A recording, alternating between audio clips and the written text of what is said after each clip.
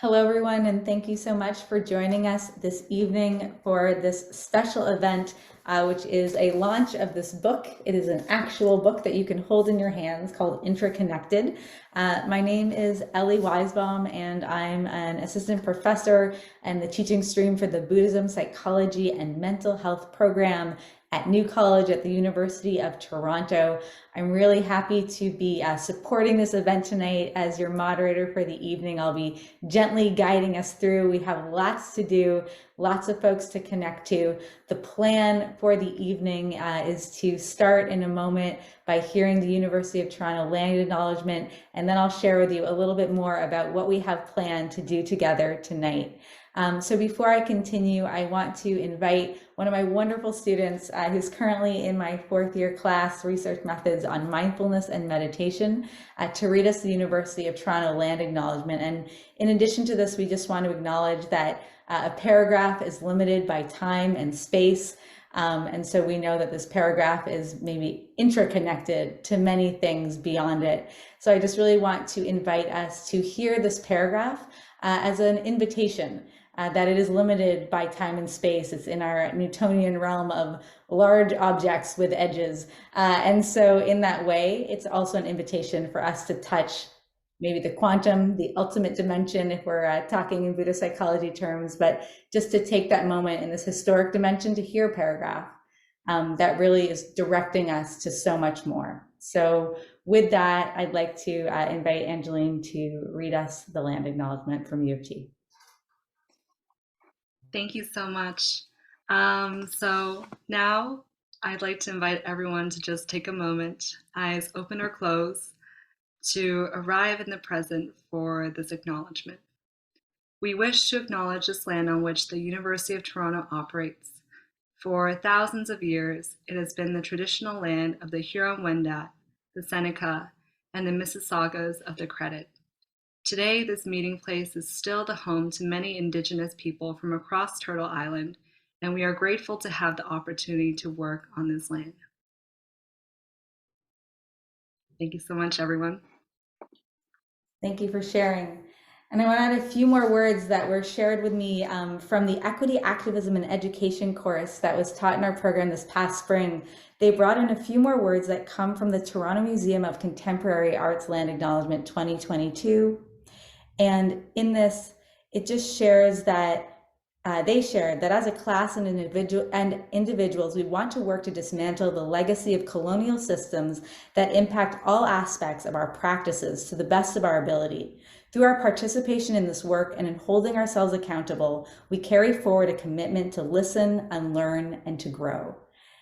And so just to also bring in those words and that invitation for each of us, which I feel is very congruent with what we're going to explore tonight.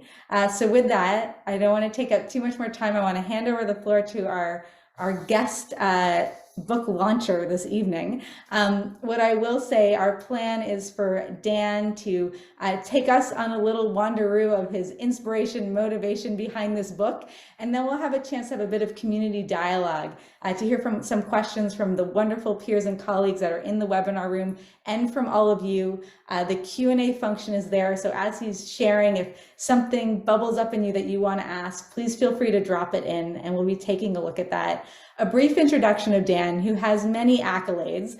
And if you buy the book, you can read the whole bio, but I just want to highlight, he received his medical degree from Harvard University. He's a clinical professor of psychiatry at the UCLA School of Medicine, a founding co-director of the Mindful Awareness Research Center at UCLA, executive director of the Mindsight Institute, which is an educational organization that offers online learning, in-person seminars, all of which look at the development of mindsight in individuals, families, and communities, and how this can enhance and examine the interface of human relationships and basic biological processes.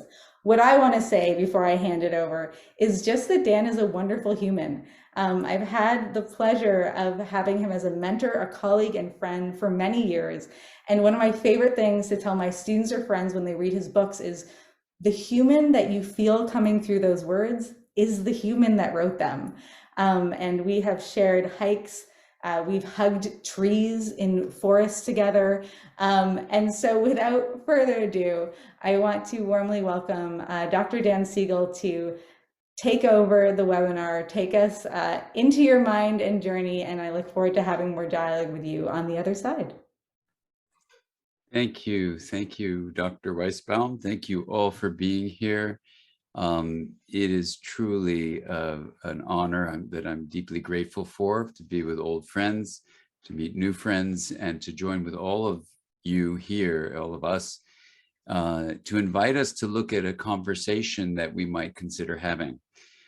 This conversation is an ancient one in many ways, that indigenous peoples from all over the world have been having, and in many ways invite us to look to their wisdom. So here in Southern California, I'm on the unceded lands that were traditionally the stewards of the Chumash and the Tongva, and the teachings in their cultures were all about our deep connection with nature and with all human beings.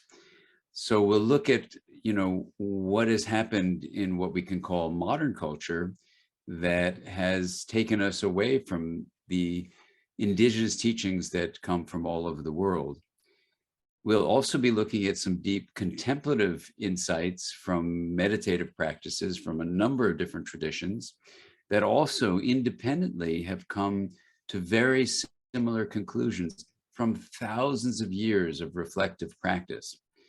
And while some of those are coming now back into the conversation of modern culture, or coming into the conversation of modern culture, we need to look at how these ancient wisdom practices from contemplation and from indigenous knowledge keepers can actually help us see where we as a human family need to go forward.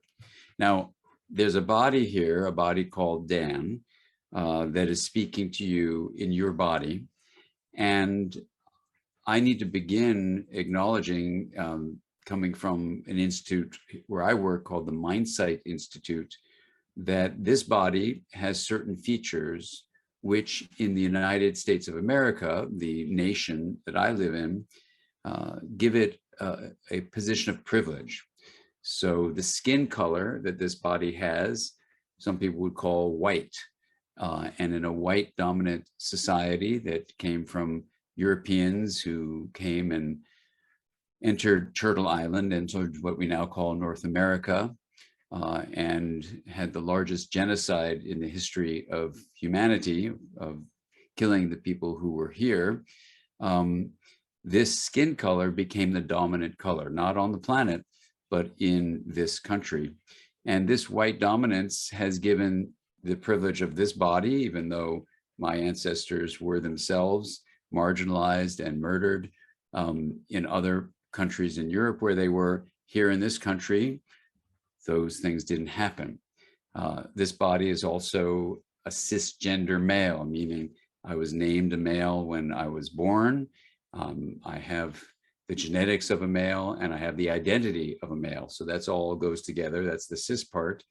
And so that's also part of the dominant way we are in this culture. The majority of people are cisgendered. And this body is also happens to be heterosexual, also a dominant and privileged position in the United States of America.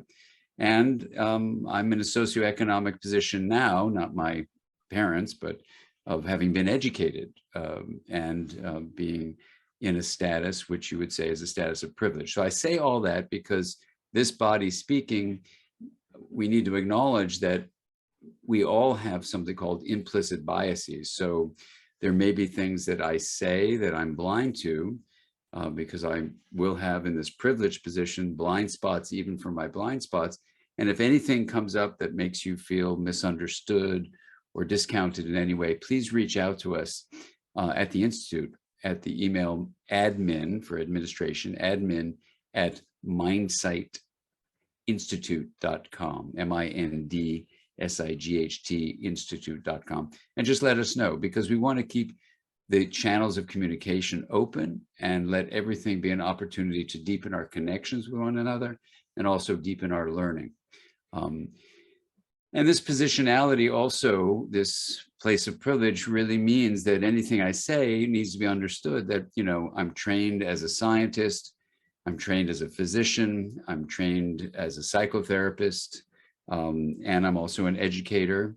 Those are all my professional different backgrounds that are relevant.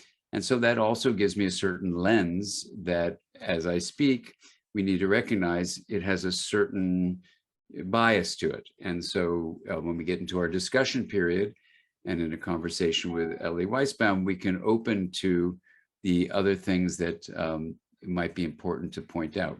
And I'll do the best I can. So those are just some preliminary comments as we dive into the topic of today, which is the idea of what is the self, what is identity, and what is belonging. So self-identity and belonging are interrelated experiences that we have. And we'll begin with the first one, self. And I want you just to reflect on this for a few moments to begin with, and then we're going to be coming back again and again to this. But what does that word self mean? So just let's sit with that. If you're taking notes, or you know, if you're watching a recording of this later on, you can obviously press pause and just do some internal notes, or actually write notes down. What does that word mean for you?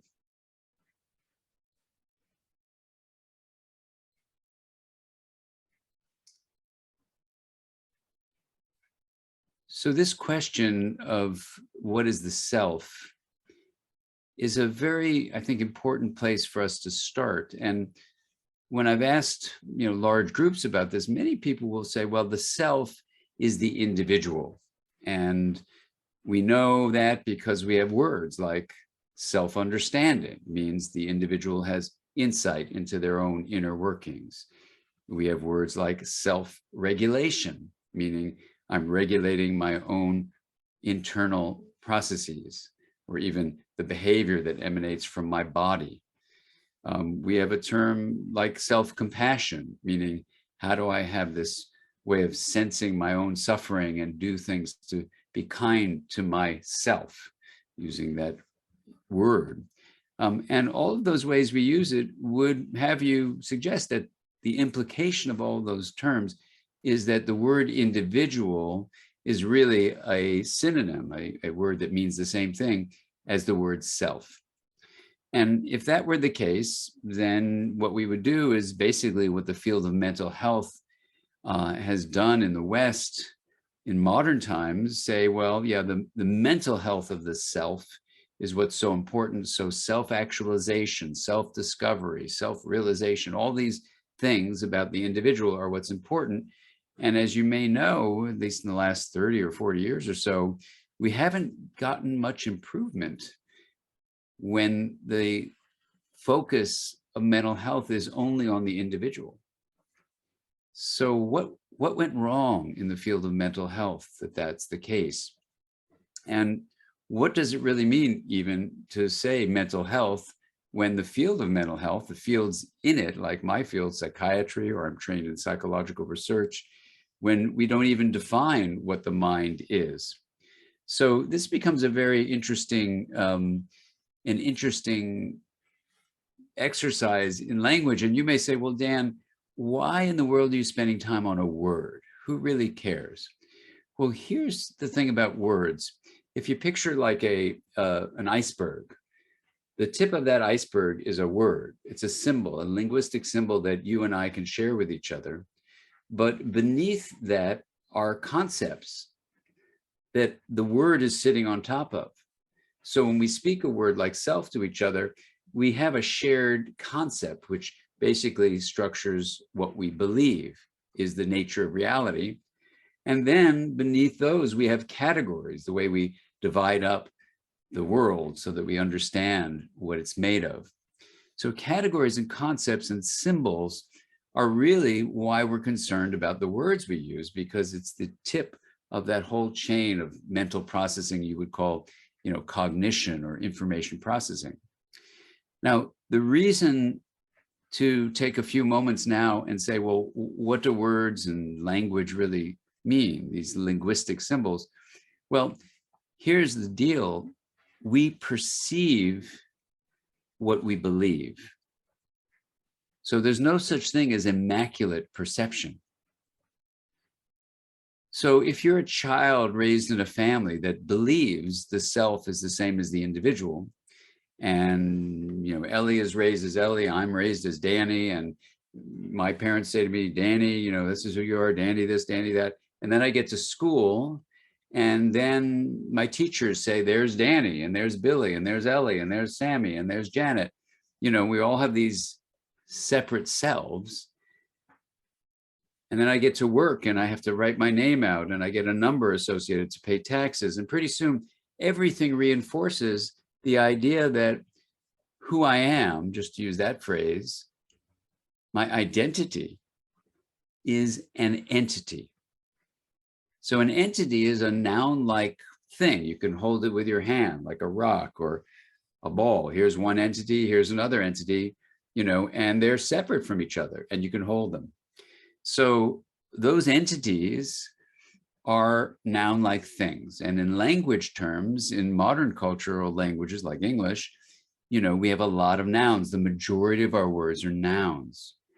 But in indigenous languages, for example, the Potawatomi in North America, what we call North America now, are mostly verbs, as is true in many other cultures, like the Taino in South America or the Aboriginal in Australia, the place we call Australia. So when you have a language that's full of nouns, what you're doing is you're sharing a languaging process where you're nounifying things as an entity, and then we think the self is a thing, a noun-like thing. Now, you could say, well, all right, so then once I'm believing that the self is the same as an individual that's an entity, what's the consequence of that? Well, the consequence is that you perceive what you believe. So that means that through this filter, what's called a top-down filter of what you've been told by your parents and your teachers and your peers and your coworkers and your employers, and everyone is acting as if you're an entity, then your experience is that, in fact, you are an entity, that there is a Dan in this body, there's an Ellie in that body, and that you are now with some feeling of familiarity. I mean, if people are talking about it, it must be true, right? And if I'm perceiving it that way, well, it must be true. So what we're beginning to get a sense of is that if your center of identity, which we're going to say is yourself, identity meaning what are the features of self-experience that have you say who you are? That's what identity is, in one way of thinking of identity. When you look at the science of identity, scientists talk about a lot of different ways of looking at the self. You can look at it, as I do in the book, IntraConnected, across development. You can look at it in present time. You can look at it from a contemplative point of view. What we're going to do is extract from all those different sciences a way of saying that there are at least three things that are in common. And when you find things in common, E.O. Wilson, the neurobiologist, the sociobiologist, calls that consilience.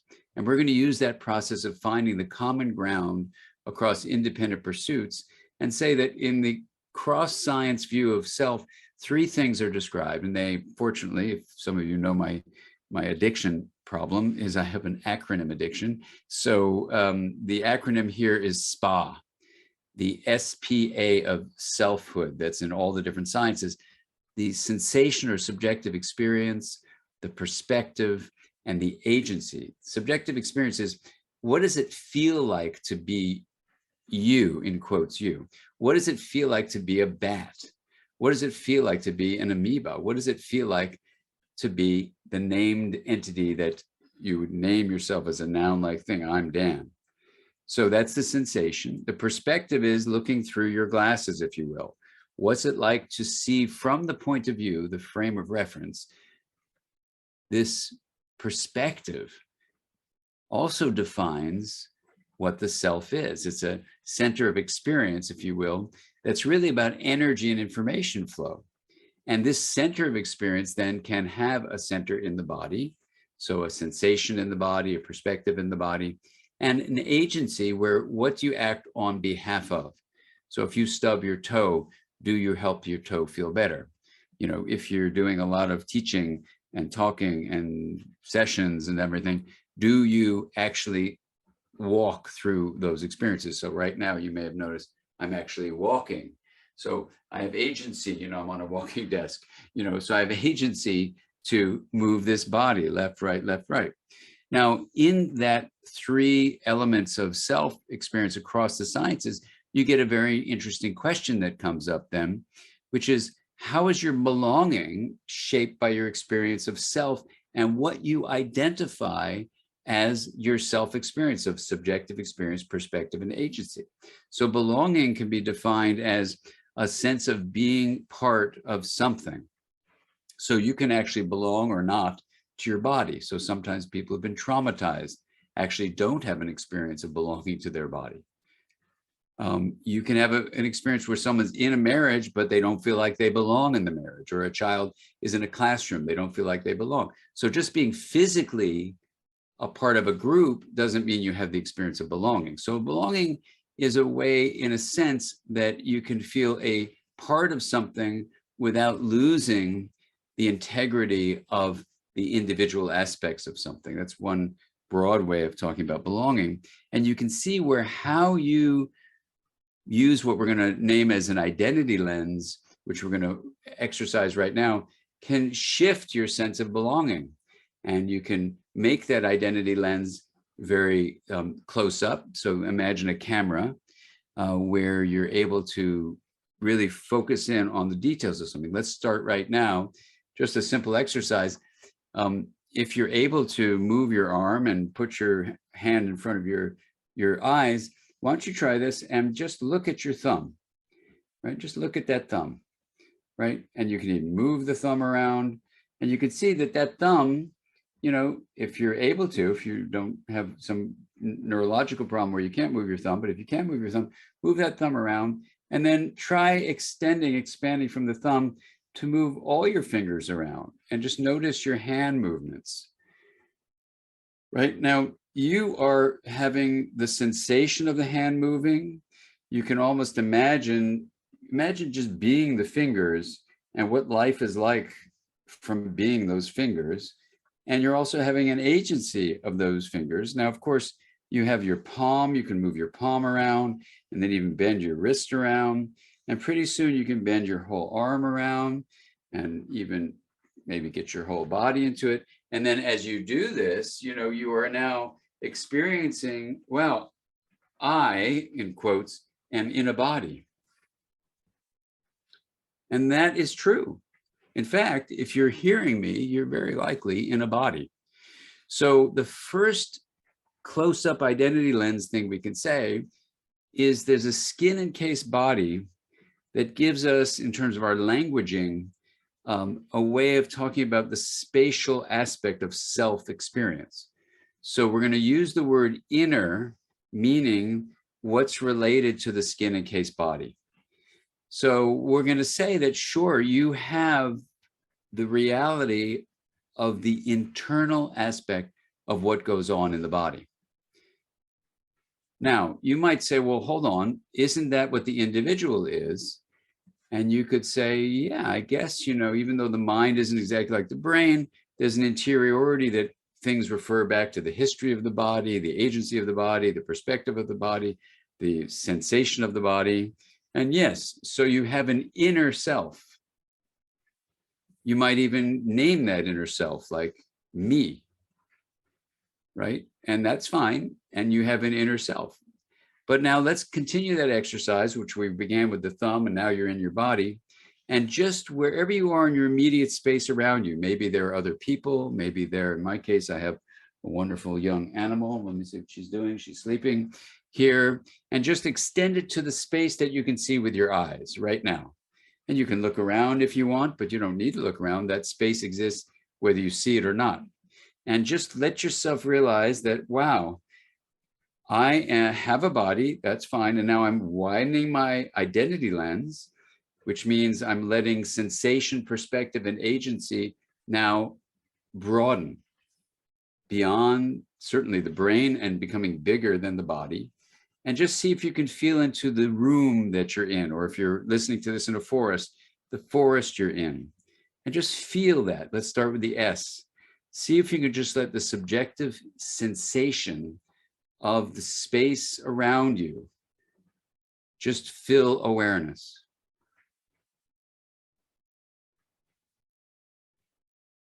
And now let's see if you can let the perspective of that space, how that space might perceive in whatever modalities it might perceive, the feeling, the kinetic feeling of something, the visual thing of light, how sound fills that space.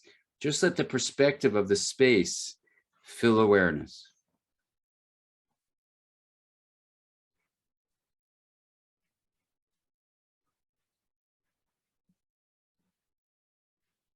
And now as you let that sense of sensation, perspective, and now we're going to agency, let agency fill the self-experience of the whole space. What would you do now with that space? Like, this is the place I've written, every book I've ever written is in this literal little room, which my wife thinks is wild that I like being in this little room, but I like little rooms. So, you know, this little room has a lot of history to it. And it, you know, for the last 30 years, it's been like some little cave of existence, and it's a complete mess, according to my wonderful wife. And I love it, a mess. If I showed you around with the camera, well, I'll do that. I'll just show you around. It is an incredible mess. There's a tiger. Let's see if I can find a dog for you. Can you see her over there? That's her tail. And that's from the Dalai Lama. And it's just an absolute mess.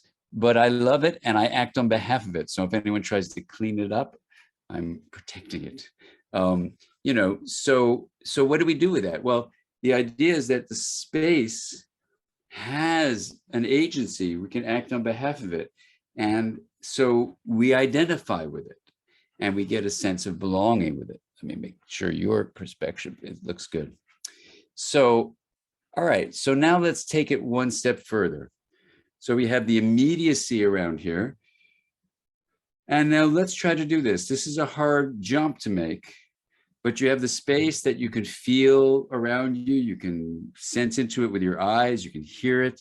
But now maybe you want to let your eyes go closed for this, but let's try to get the sensation of all of us right now talking about self-belonging and identity, and see if you can feel what it feels like to be joining together a conversation. Con is with, and verse is to turn, a turning with each other right now, that we are extended across space, even across time for anyone's listening to a recording, and just see if you can feel into that, the S of self-experience, the subjective sensation.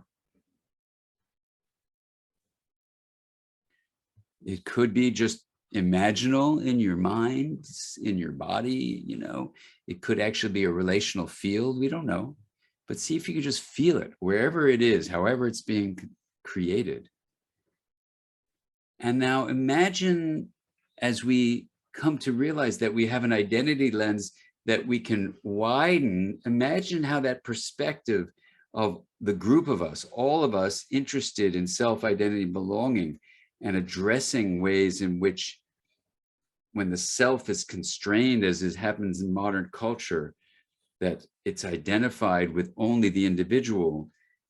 When the self is thought of as only an individual, let's name that as the solo, meaning it's alone, self. So yes, we have an inner self, but that's not what we mean by solo self. Solo self, we mean this source of identity and belonging is only with the body. And that in this solo self-experience, it is at the root, for example, of saying, I will only belong to people who look like me. I'll only belong to people who have beliefs like me, a kind of plural solo self. That you have to be like me, and look at the language of like. that if you are like me, I will like you.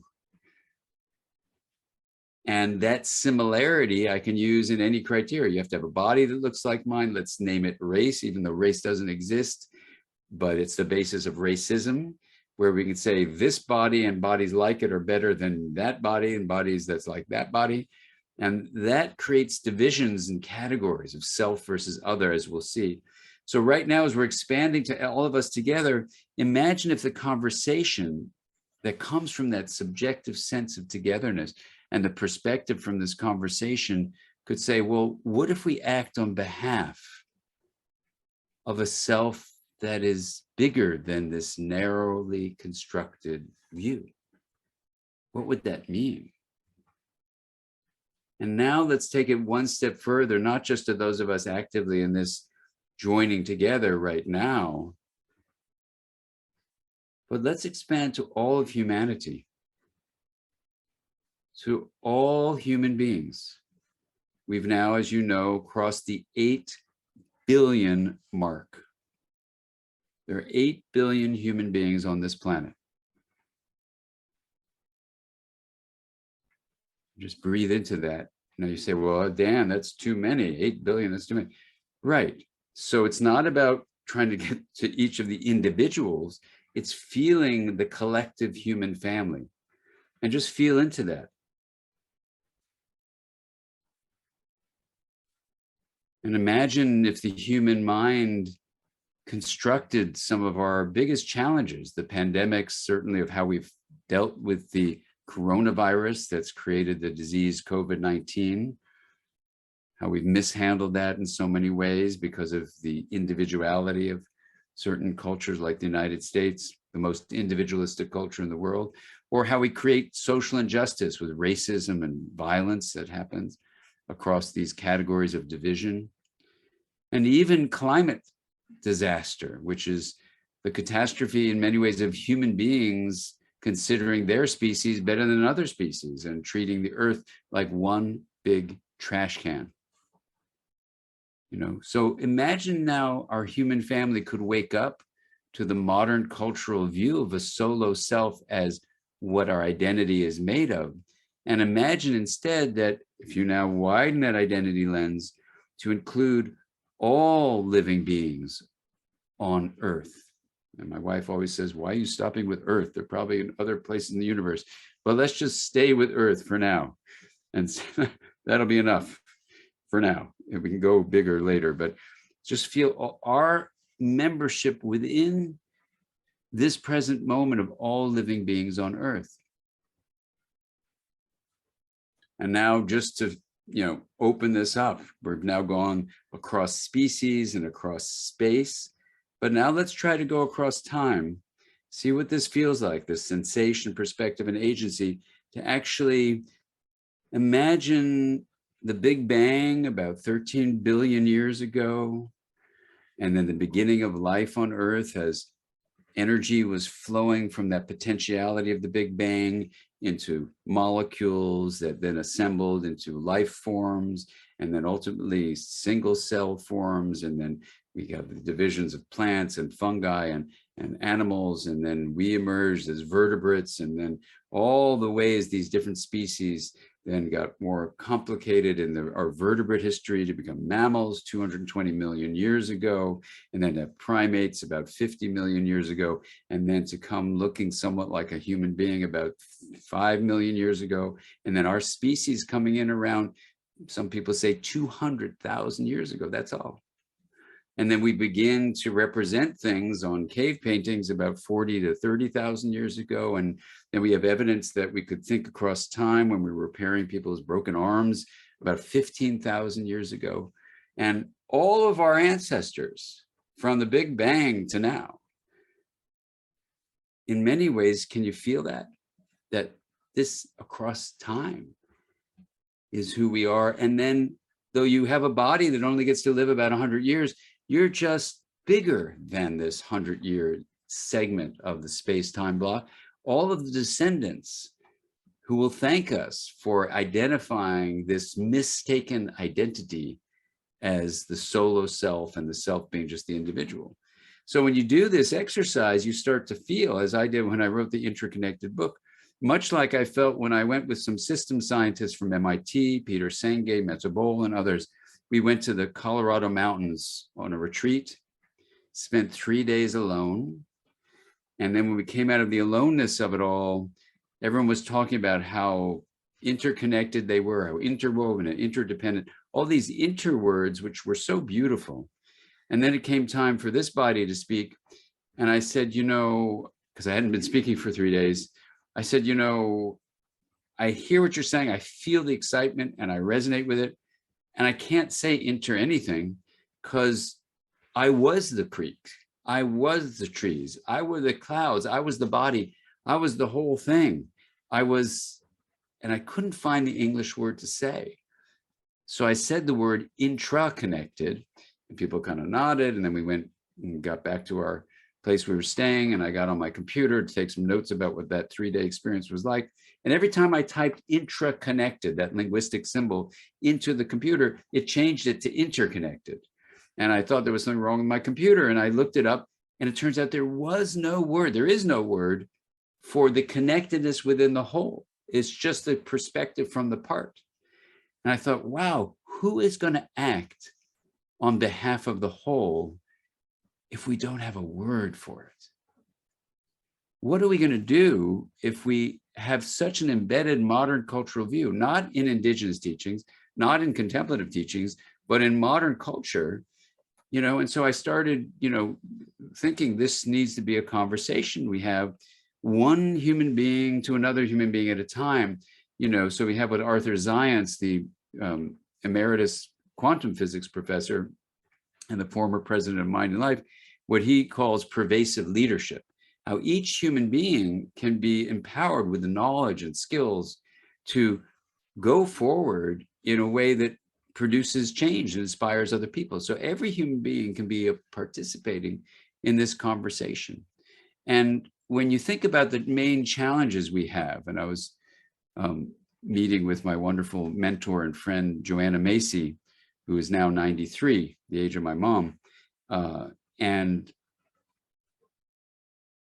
Joanna was saying that many people she knows who are activists are getting really exhausted.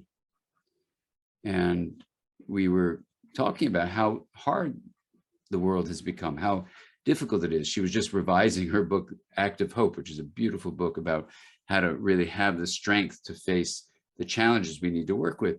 So I said to Joanna, which is what I'll say to you in closing and getting ready to open for discussion, Ellie, that when you trace the way the self develops across the lifespan, and we can get into more details in that in our discussion, you see that there are opportunities, lots of opportunities, windows of opportunities to allow the modern cultural lie of the self being separate, the solo self, to actually be opened up. You can do that as a parent with young children at home. You can do it in preschool with young kids in that age. You can do it across the educational system with primary school, with adolescents later on. You can do it in companies. You can do it in governments. So there's lots of opportunities. But when you have the courage to care and you're an activist, you say, oh, here are the things that go on. So often, Joanne and I were talking about this, so often people experience this understandably as threats of racism and social injustice, threats in the misinformation and the polarization, threats in loneliness, threats in the way people are addicted to digital objects, and threats to the climate catastrophe. When the body you're living in experiences something as a threat, you want to fight it, which is understandable as an activist, or you want to flee from it, or you want to freeze and tighten up your muscles, and those three are energizing and exhausting, or you get depleted and feel helpless and you faint, you collapse in a sense of hopeless despair. Any of those are exhausting if it lasts for long periods of time.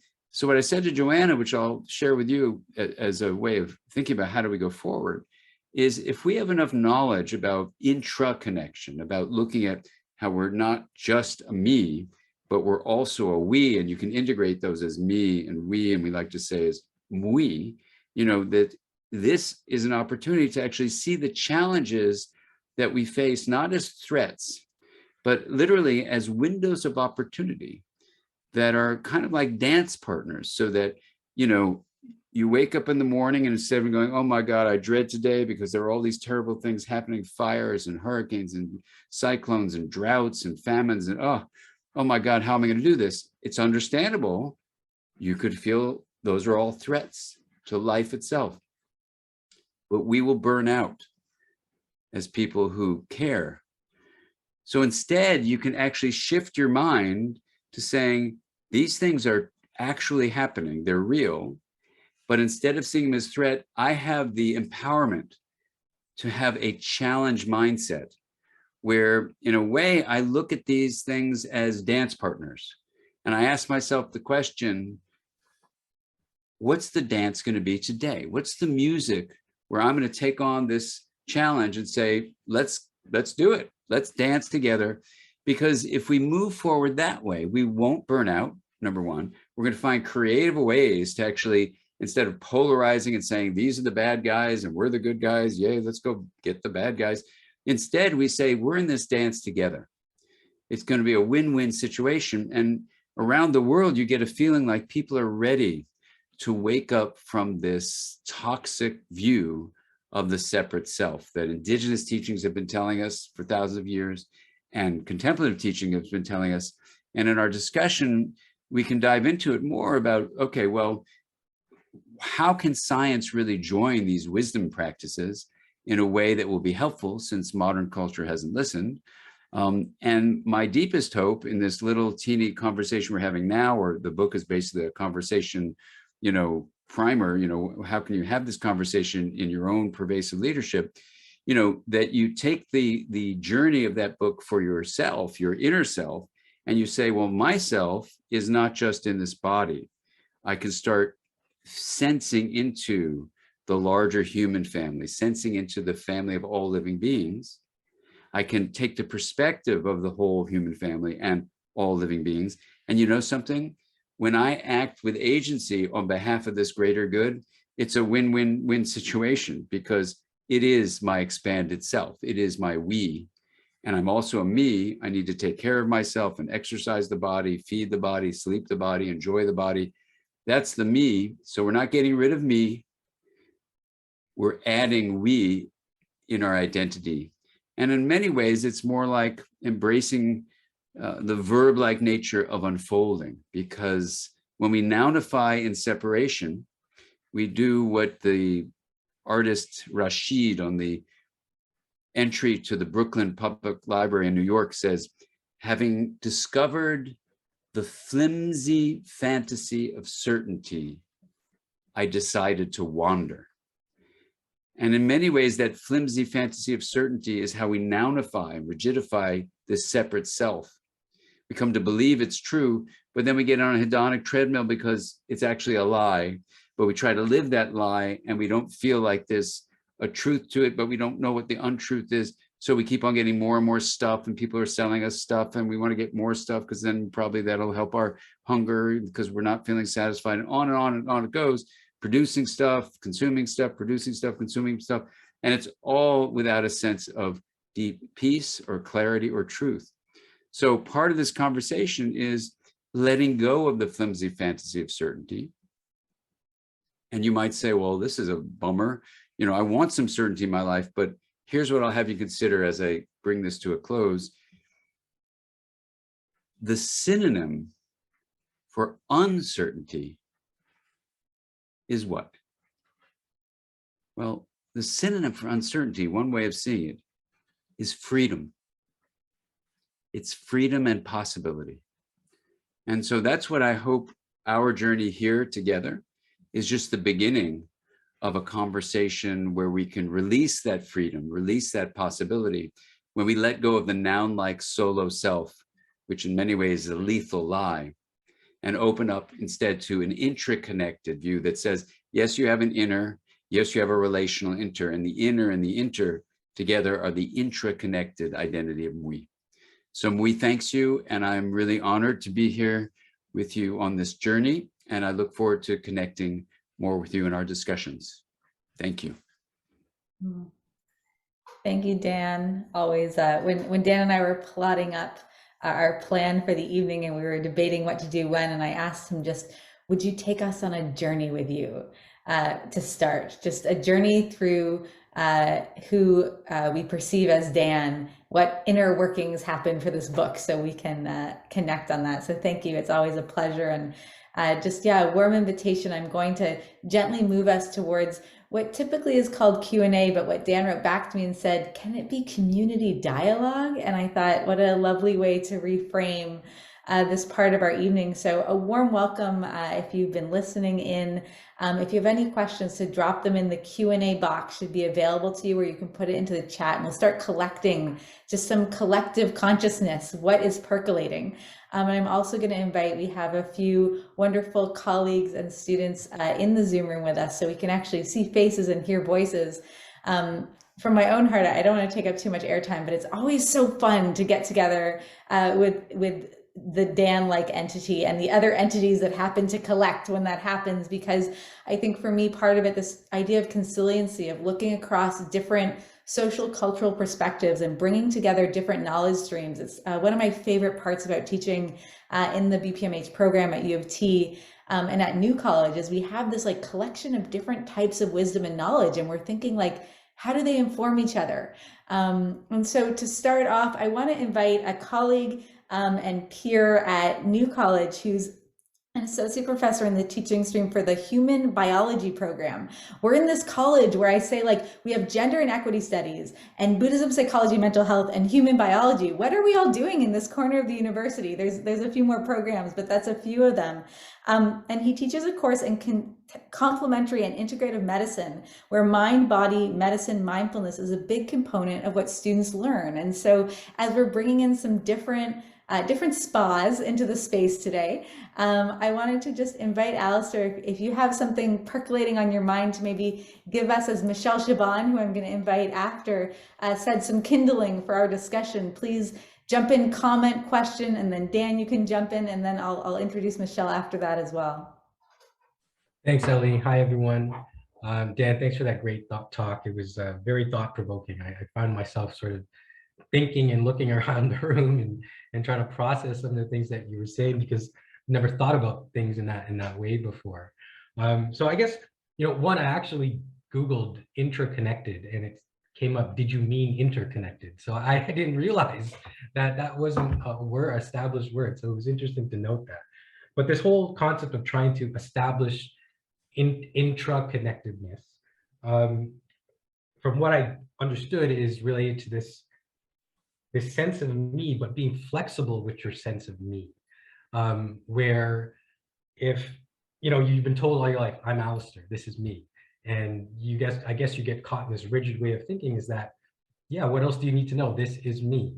So I'm wondering, how do we sort of, if I'm understanding this correctly, is if we need to be flexible in our sense of me or we. I'm trying to put it all together.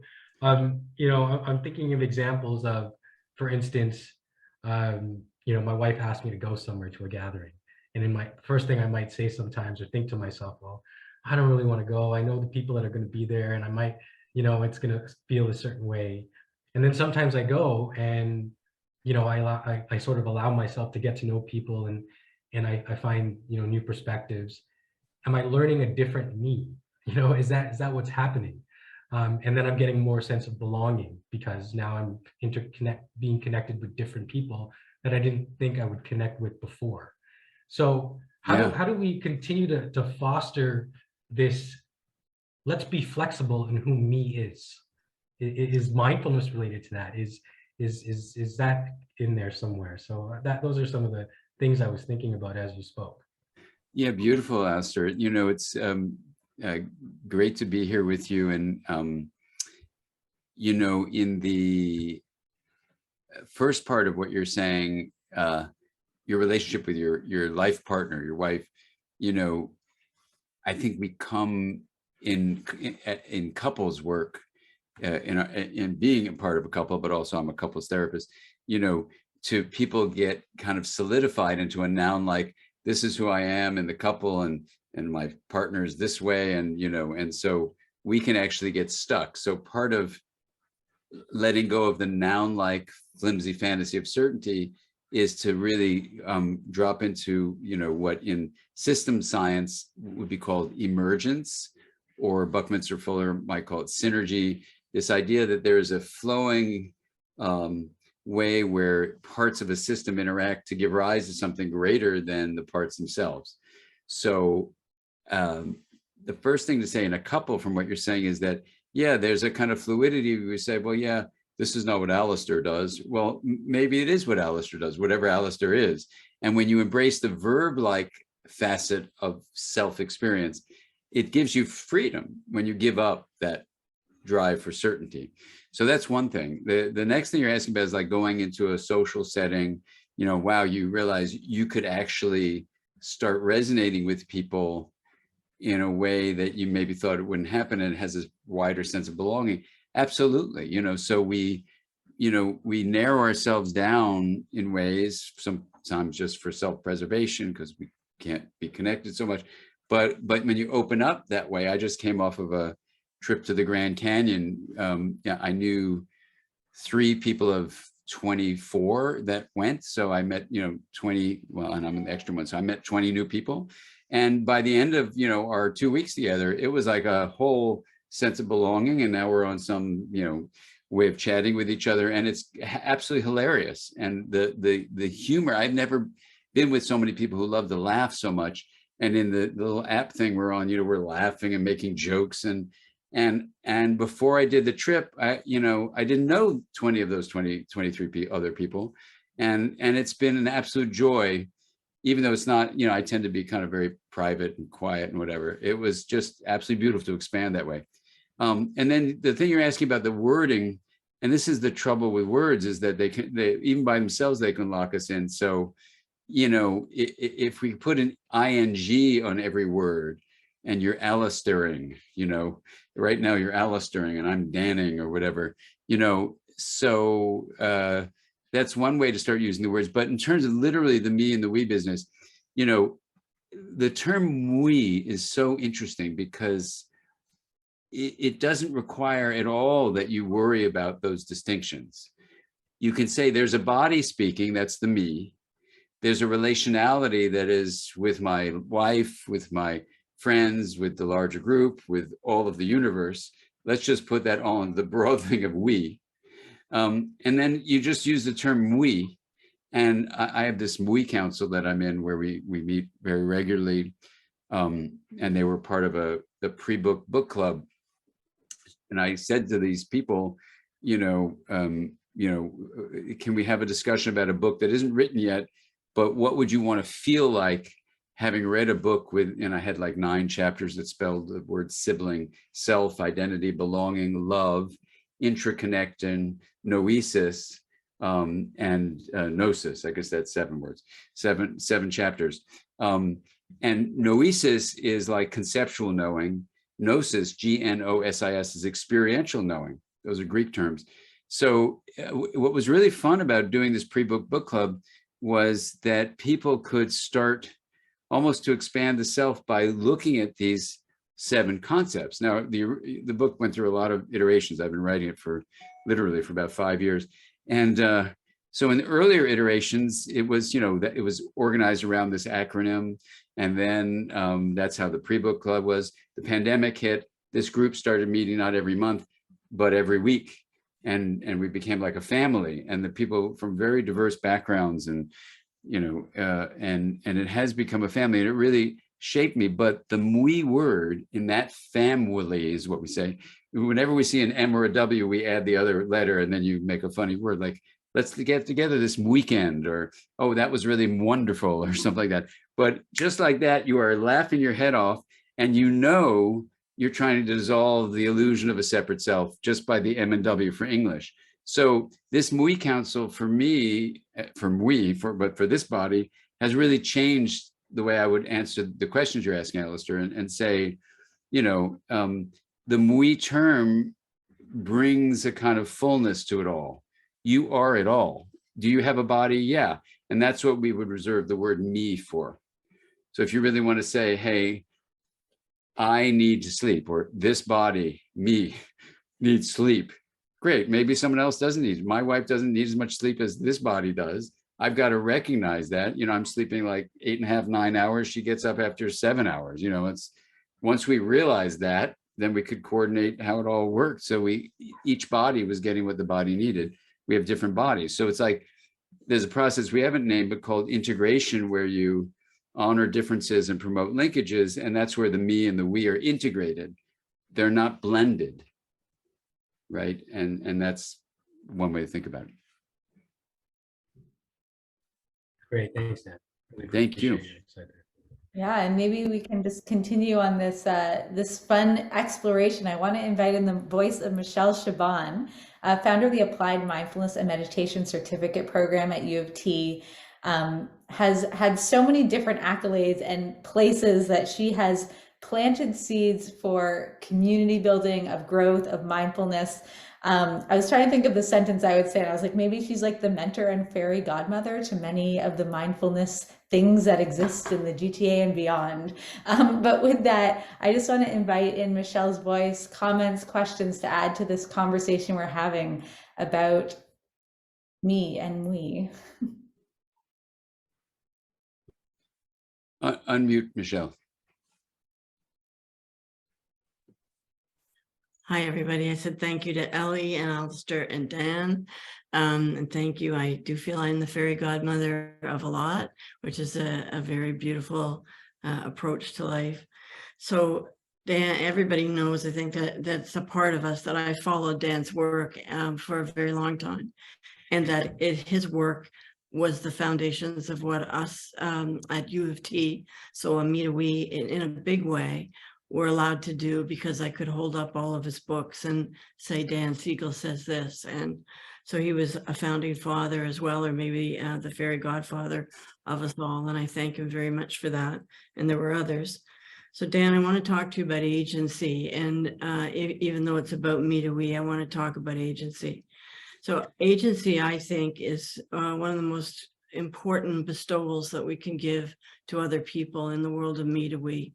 Rather than asking people to be like me, we ask them to be them and then see where the connective tissue is.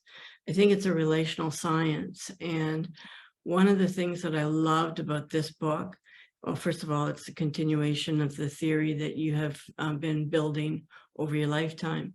But one of the things that I liked, and it might be too difficult for people, but I loved your naming of the pandemics. And how those pandemics are sort of the epistemology of the individual, that we've had these weights put on us around these influencers. So if we could just sort of take a meditative stance for a minute, eyes open, and if you could just review what those pandemics are so that we can feel the context that is beyond our skin, maybe within our skin, and then to speak what you've already spoken about, but speak to it a little bit more in terms of, we have a choice, we have a potential, and we spend so much time looking at the potential of the pandemics rather than the potential within us, and that we can make that shift towards agency if we choose. So is that too much to talk about in about 5 minutes? No. Thank you, Michelle. Thank you, Michelle. And I would, build on what Ellie said, but I might call you the Mwentor, M-W-E-N-T-O-R. Funny. So the me to we,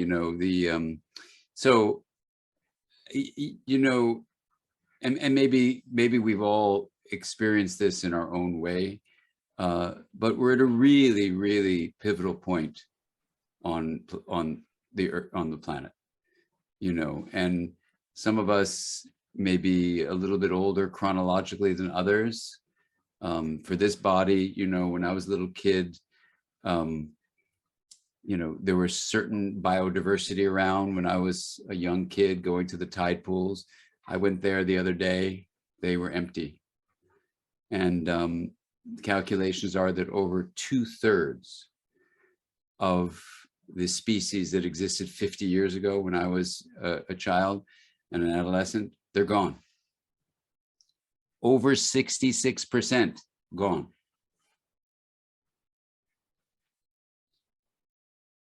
You know, our daughter is getting her doctoral degree in environmental science here at UCLA, and you know, she's spending her whole life, devoting her life to like course correcting that human outcome, you know, and doing something about it. And so we can feel that. I mean, and the underlying idea is that integration is health.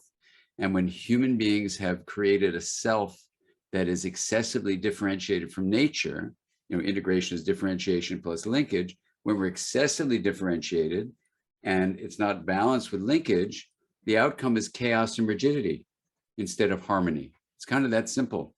So, you know, when you look at this issue, and, you know, I work at the Garrison Institute in New York, and we have a program called Pathways to Planetary Health, where we're kind of working with this, and I'm an advisor to a group in Sweden, and you can look up what we do there. It's called Inner Development Goals, and it's trying to support working with the mind to help the United Nations get the Sustainability Development Goals happening. And as you know, as the COP gathering, this climate gathering that just happened, you know, not much came of it.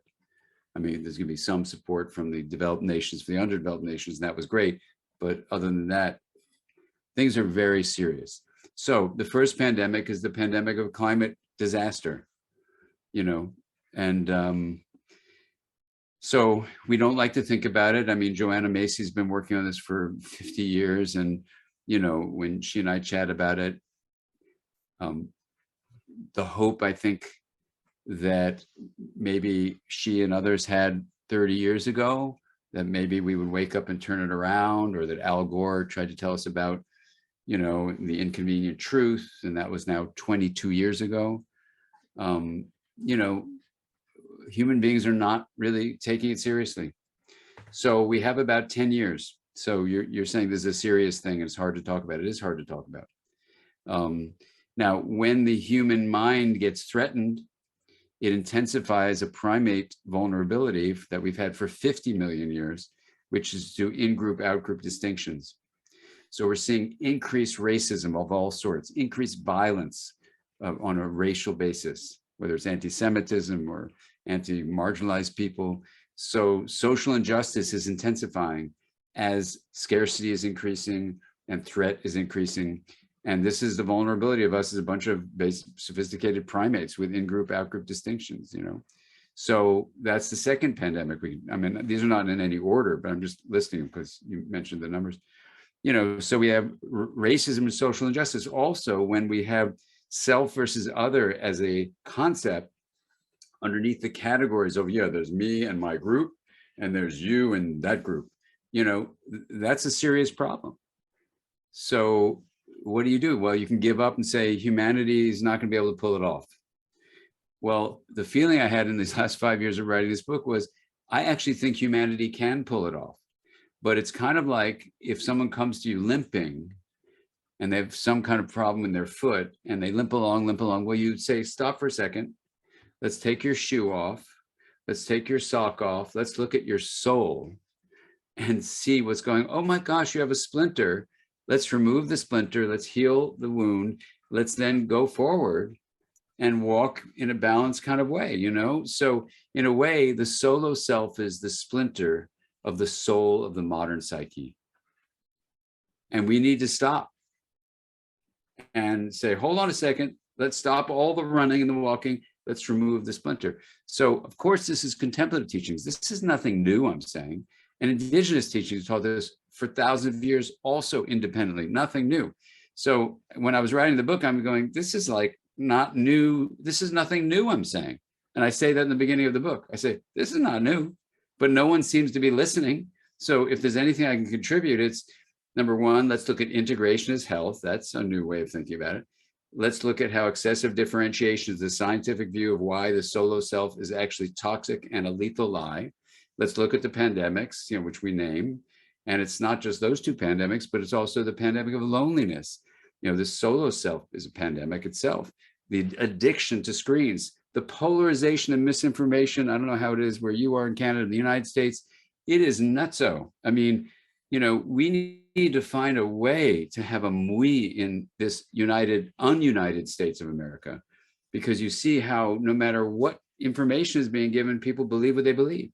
So, you know, that comes from this in-group, out-group stuff. So that's a part of it too.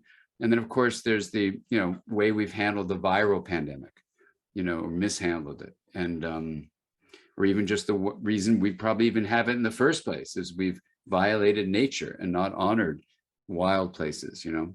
So I don't want to leave this as a downer, but the feeling is, and Joanna Macy talks about this beautifully, if we don't go through the process of grief to see things as they are and the losses we've had, with Glenn Albrecht, a philosopher from Australia, calls, you know, earth emotions, and he has one in particular called solastalgia, which is a longing for a living world that used to be, that is no longer.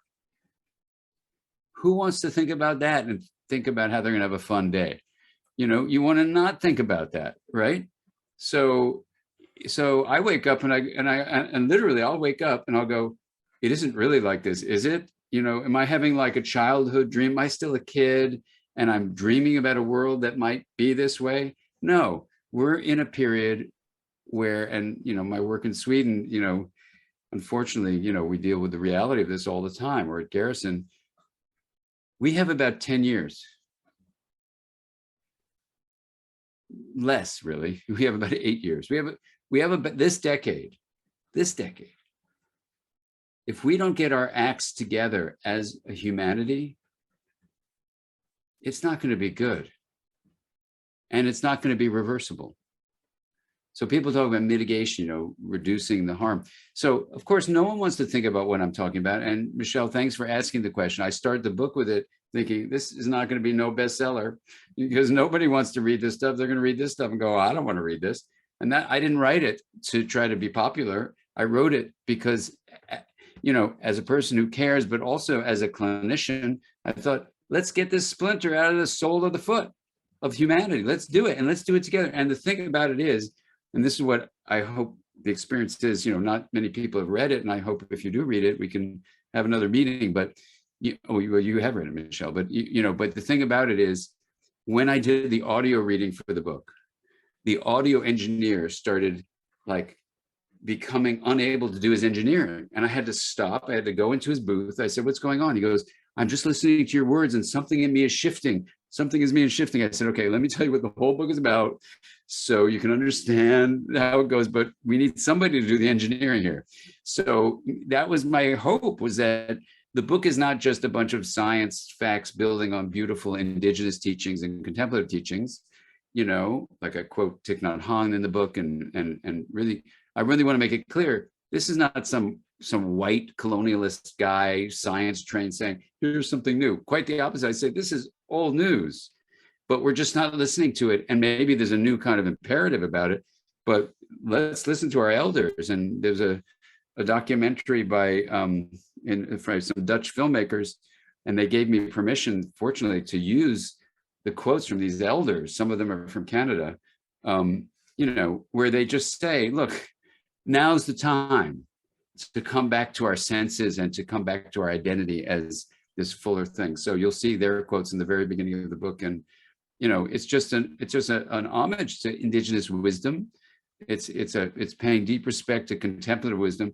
And then it says, look, here's how science can perhaps add something to the conversation so that together we don't have to divide, we can actually come together, and it's doable. I think we can do it. I think the bigger question is, will we?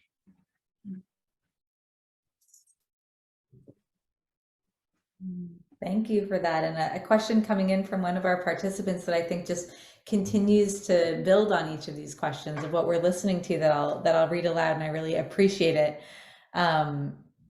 How can we work with we when we feel tensions or conflicts between the perceived separate parts? How can we shift out of that threat reaction when we feel frightened, hurt, or angered by what an other is doing to us? how does the we work when that temptation to polarize arises? And maybe from my Yeah. own voice, I read this question, I sort of thought like, yeah, Dan, this sounds great, but like how? Yeah, that's beautiful. I mean, I'll give you a couple of ways of responding. I think it's a really important question, and let me try with just one example. Elijah Cummings was a congressman from Baltimore, who was an African American man who, was a leading figure in Congress. And in Baltimore, we have some of the highest homicide rates in our country, for sure, probably in the world. So Elijah asked me to come to Baltimore and do some work with him with the tensions across the races, blacks and whites coming together who had never come together before. And when they came into the room, the tension was so thick, you could just feel it. It was just so like that.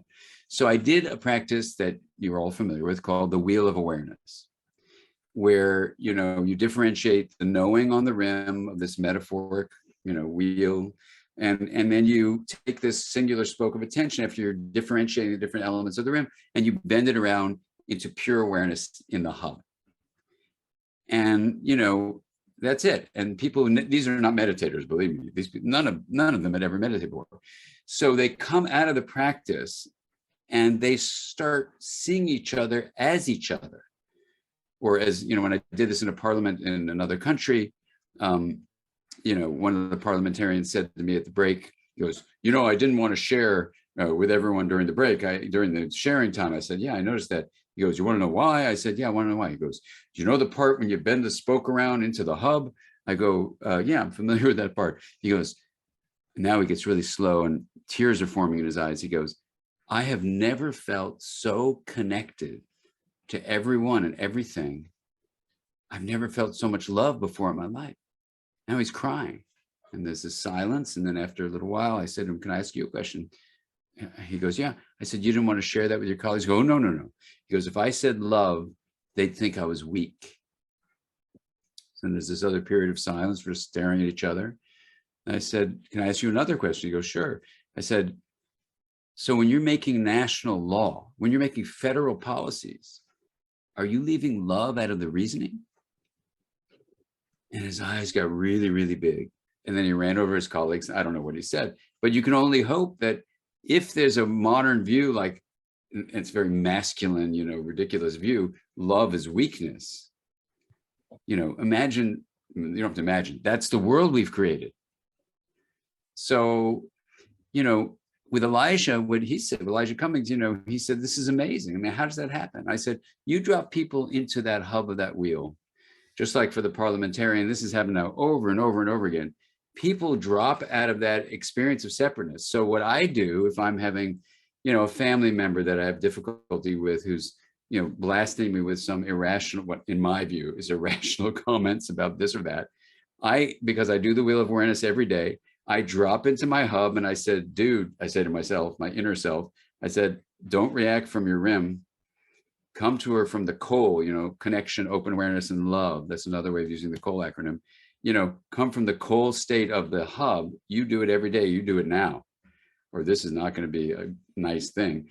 And so I just look at her, and I mean, I'll tell you a really wild story, and this is the ultimate story. And if it didn't happen in front of a bunch of people, and it didn't really, I'd say this is impossible. But well, I don't know if I should. Yeah, I'll tell this story. No, I won't bother. Let me just say, I'm just debating whether to tell this because it's really, really painful story. Let me just I'll give you the generic of it. When a terrible thing was happening to somebody, he was being murdered. He looked at his murderer, and somehow the next thing he do is he's being stabbed in the neck, and he next thing you know, he's in a hospital, and the murderer is now in jail and asked to see him. And his sons had sent him, they read the book Brainstorm, and his son sent him to this workshop I was doing in California. And we did the Wheel of Awareness. He got in the hub. He goes, oh my God, that's the feeling I had when I was being murdered. That's the feeling I was having when being murdered.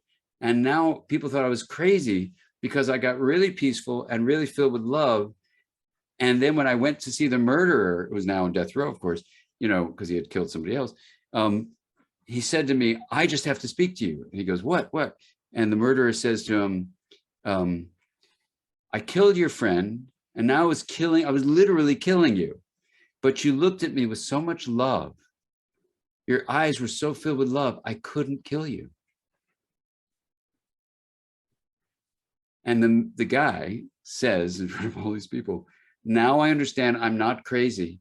I got in touch with the generator of diversity, you know, this plane of possibility, the hub of the wheel. We have a whole thing. And he goes, and now I understand why my son sent me to see you, because now I understand I went to that hub, not because I'm a meditator, but just because fortunately it's in all of us and it saved my life. So all I can say to you is we all have that capacity.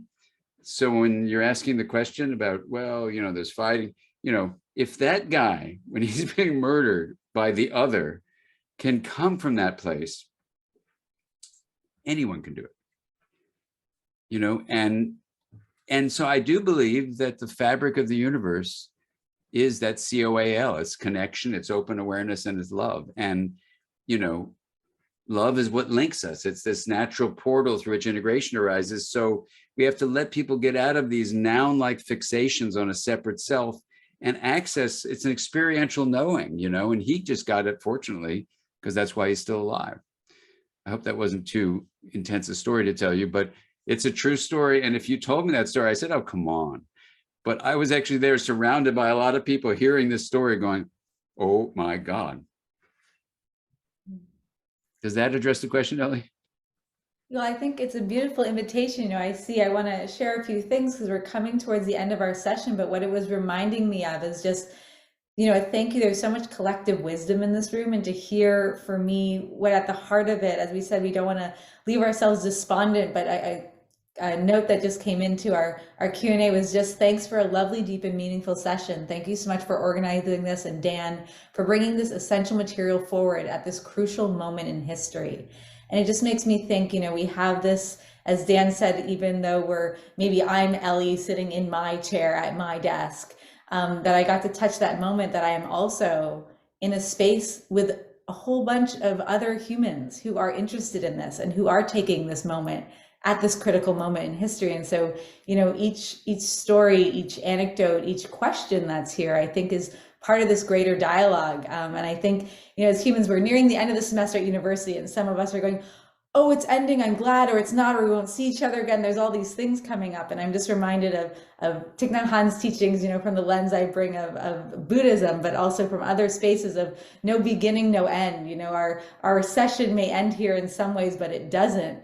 And, you know, maybe this question also coming up that we may not have time to get to the whole answer. Dan, I'll have you bring it in for some closing remarks, but how can we affect change on a quick enough timeline, on a large enough scale to negate the destructive effects of capitalism on the self? And, you know, I'll pass it back to you in a moment, but just to say, this warm invitation, often if I'm moderating events like this, you know, I have some sense of loss as we depart, or, oh, do we have 10 more minutes? Or I don't know if anyone gets that end of meeting panic. We all like cause some harm to ourselves, and either right at the end of meetings, we try and do too much and it's kind of chaotic and my nervous system goes up even though the rest of the meeting was okay. Then my default mode network is activated for like the rest of the day. And I've been trying to think, like, what do we do with our last few minutes that leaves my nervous system calm? So I will turn it back to you, but, you know, not to overly plug it, but just to say again, this book, when I read a book of Dan's, it feels like he's here with me, like I'm hanging out with a good friend. And so if you've been inspired by the conversation today, I do really encourage you to consider,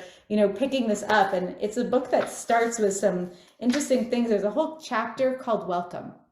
And so just to say, there's a lot to keep exploring here, that we may not have the answers for the timeline and the scale to address what we have colonized ourselves with over time.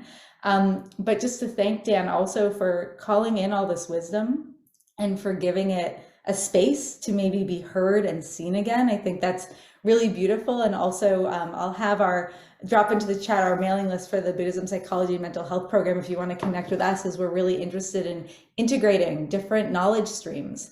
So with that, I'll say this is not an end. Hopefully it's a beginning for those of you who have been part of our community. And I'll just take a moment also to thank our partners.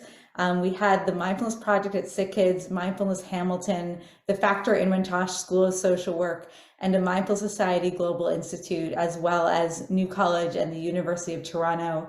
And all of you here, we are part of a community of belonging, that we are interested and curious and wondering. And I think I heard that word hope, that there is hope here because this dialogue is happening. So those are some thank yous from my heart to all of yours, just really connecting together and having this space to share. And with that, maybe I'll turn it over to Dan for some closing remarks. And for those of you who want to hear about more events that we have coming up, and we are always looking into dialogues, the link is there. And also to say IntraConnected is a thing you can hold and say hi to after this. And also to check out the Mindsight Institute. Dan has amazing resources available online. But with that, I'll pass the mic back to you, Dan, for some closing remarks. Thank you. Thank you, Ellie, and thank you all for being here. And Ellie, thank you for reaching out and facilitating this whole community dialogue. You know, this question that's coming up, and I've heard this from one of my deepest teachers, which is both my son, Alex Siegel, and my daughter.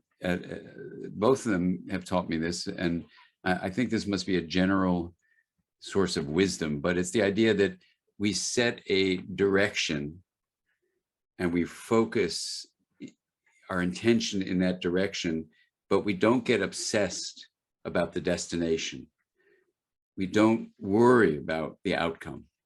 So what I hope IntraConnected can do, and certainly literally on a practical level, you can have a book club. You can, you know, I have a MWE community I'm a part of, and I don't know if I'd be where I'm at if I didn't have that group of people where we check in very regularly, and we're, you know, but it's all in the setting of MWE, you know, and you can have a MWE group that you create. Now, what's the directionality the book is inviting us to do? It's inviting us with, you know, this pervasive leadership to realize in whatever small ways, it could be a little conversation you have with your inner self.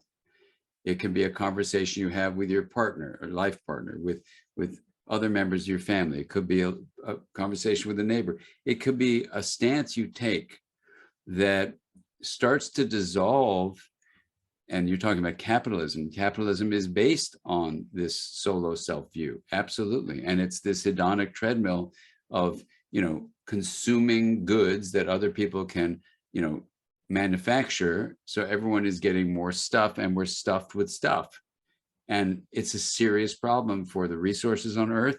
It's a serious problem of distracting the beautiful collaborative creativity that we have as a humanity, that comes when we feel like, oh my God, I don't have enough stuff, or I don't have as much stuff as you have. So I'm not okay, I'm not good enough. All this stuff that gets us, you know, racing around with a feeling of dis-ease, literally, you know, so that what you can do in terms of this question is, number one, try reading the book seriously and just see how it sits with you and how it feels in you. And it's a book with experiential, not so much practices, but experiential journeys you go on that take you across a lifespan. So you'll reflect on your own me journey you've been on. But then there's an invitation to start expanding that to have also a we. And the we idea is, it's not about getting rid of the me. This is not saying me to we, it's about me to we, if you will. And it's not about saying there is no self. It's about saying, let's expand the self. So we take the old term self-transcendent emotions and we change them to self-expanding emotions of what? Awe, gratitude, and compassion. So those three emotions, there are ways of actually practicing compassion every day. There's a way of practicing gratitude every day. There's a way of practicing awe every day. Dacher Keltner has a beautiful book on awe coming out January 6th. So that'll be a book to think about. And I talk a lot about his work in IntraConnected. But the idea of awe, gratitude, and compassion are the emotional experiences that you can practice that start expanding yourself. And then as you begin to live like that, you could do the wheel of awareness if you like to do a meditative practice. Not everybody likes to do meditation, but if you do that, And then every day you'll see at the end of the practice, there's a whole mui thing that goes on there. And you start the day from this place of abundance. And that's how we have to dance with the challenges rather than freak out about the threats, you know, and this is the invitation, but it's not about doing it alone, right? This is about doing it together. So I'm really honored to be here as a mui. And I really believe, and I said this earlier, but it is very possible that we can turn this around, because what we're talking about is cultural evolution. And cultural evolution can happen really, really quickly. So the question isn't, can it? I think it can. The question is, will it? And that we can't answer. We can get ourselves prepared. And as Louis Pasteur says, chance favors a prepared mind. Let's prepare our minds. Let's understand what the splinter is. And we got to have fun when we're doing it, because if it's all downbeat and oppressive and we're locking on to, oh my God, look what we've lost. Oh my God, what can happen? It's not going to be productive. So ironically and beautifully, to be productive, we also have to be collaborative, and we need to have lots of fun doing it, right? So we need to just enjoy it as we go, because even if it doesn't work out, as one person said to me recently, a wise person, she said, you know, it may not work out this time. And I said, this time? And I realized, yeah, this is about, you know, all sorts of descendants. We don't know who our descendants are going to be, but we can be devoted to whatever it's going to be for them. And we can't worry about it. We can just aim our direction that way. And at first it was shocking, you know, and then I realized she was absolutely right, you know, and it's that statement from Alex and Maddie, you get devoted to a pathway and don't worry about the outcome, you know, and that's what we can do. Whatever we're doing in our lives, just let your heart and let your gut and let your head work together to drive us toward. And the book is just suggesting the way to do it is to dissolve the illusion of a separate self, realize we are me and a we, and we is the interconnected identity and this broader belonging. That is what the self really can live into. So together we can make it happen, and that's going to be a world that's kinder, more compassionate, more filled with love. I think it's absolutely possible, and we can do it. Thank you. Thank you for those words of hope, of action, that we are not alone in this work, that is part of the wisdom of this. I think dissolving the separate self not only has this potential for connection, but also to relieve us that we are not in this work alone. And so also to rely on my mui, I will perhaps close the session by just reading the last comment that came into our Q&A. Kelly, I don't know who you are, but the entity of Kelly, mui with us, you are closing the session with just the words, "Thank you so much for an evening of inspiration and encouragement."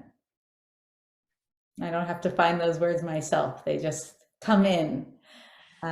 So with that, we will gently proceed in our days. And I hope that however the entity of you is, that you are also connected to mui, that this is an open and ongoing dialogue. At our program at U of T, we're happy to keep chatting. I know Dan is happy to keep chatting through Mindsight, through this book. And so just wishing everyone well in whatever ways wellness might be showing up for you, big or small, to notice your conditions for happiness. And Dan, anything else you'd like to say before we close the webinar and continue on in this world? No, thank you. Thank you. Thank you.